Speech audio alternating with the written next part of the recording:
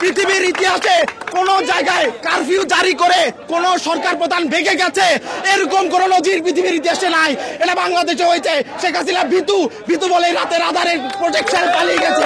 আমি আবারও আজকে আমাদের এখানে আমরা ইউনাইটেড নেশনের সামনে প্রতিবাদ করার জন্য একসাথে হয়েছি। আপনি যদি আজকে বাংলাদেশের ইতিহাসের দিকে তাকান, বাংলাদেশের ইতিহাসে যত ধরনের আন্দোলন সংগ্রাম আমরা দেখছি এখন পর্যন্ত বা ভবিষ্যতে দেখব, তার সবগুলোতে কোনোটাইতেই 100 জনের বেশি মারা যায় না। আজকে আমার দেশে আমার সমাজের অনেকেই মারা গেছে। আমার ভাই আজকে 48 ঘন্টা থেকে নিখোঁজ। আমার দেশের ইন্টারনেট কল সার্ভিস সব স্টপ করে দেওয়া হয়েছে, কিন্তু এখন পর্যন্ত বাংলাদেশের মেইন স্ট্রিম মিডিয়াগুলো চুপ করে গেছে। তারা আজকে অন্ধ হয়ে গেছে। আজকে এত মানুষ মরে যাওয়ার পরও তারা চুপ করে বসে আছে। আমি সেনাবাহিনীকে বলতে চাই, আপনারা আমাদের অহংকার, আপনারা আমাদের সম্পদ, আপনারা আমার ভাইয়ের বুকের উপরে গুলি চালানোর চেষ্টা করবেন না। আর যদি চেষ্টা করেন আমার এখান থেকে পাঠানো রেমিটেন্সের টাকায় আপনি যে অস্ত্র কিনেছেন সেই অস্ত্র দিয়ে যদি আমার ভাইয়ের উপরে রক্ত একটা গুলি চালান তাহলে এর পরিণাম ভালো হবে না। বাংলার মানুষ আপনাকে ক্ষমা করবে না। যুদ্ধ অপরাধ ট্রাইব্যুনালের মতো আরেকটা ট্রাইব্যুনাল করে বিচার করা হবে। যুদ্ধ অপরাধ ট্রাইব্যুনালের মতো আরেকটা ট্রাইব্যুনাল করে বিচার করা হবে। আপনারা আমাদের সম্পদ, আপনারা আমাদের অহংকার, সেনাবাহিনী আমাদের অহংকার।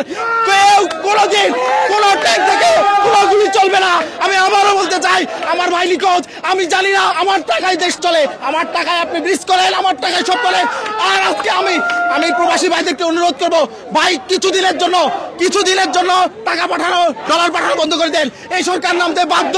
আমার কথা একদম স্পষ্ট, আপনি যদি ক্ষমতায় থাকতে চান তাহলে জাতির উদ্দেশ্যে নিঃশর্ত ক্ষমা চাইতে হবে। পৃথিবীর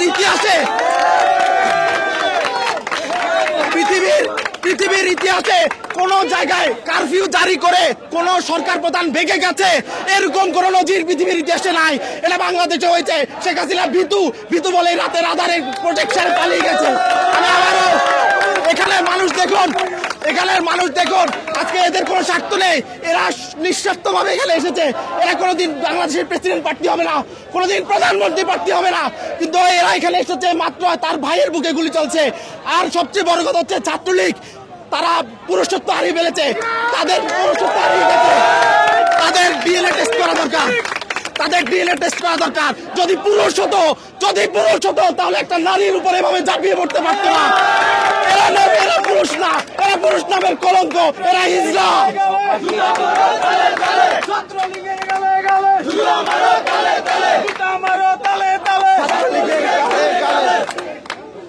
আমি আবারও আমাদের প্রবাসী ভাই যে যেখানে আছে, সৌদি আরব, কাতার, কুয়েত, আপনারা বন্ধ করে দিন। আর বাংলাদেশের মানুষকে করব, আমরা এখানে যথেষ্ট পরিমাণ প্রোটেস্ট করতেছি। ইনশাল্লাহ বিজয়ের পরে দেখা হবে। বাংলাদেশের ছাত্রদেরকে অনুরোধ করব, ভাই তোমরা অনেক রক্ত দিয়েছ, তোমাদের কাছে আমরা আজীবন ঋণী।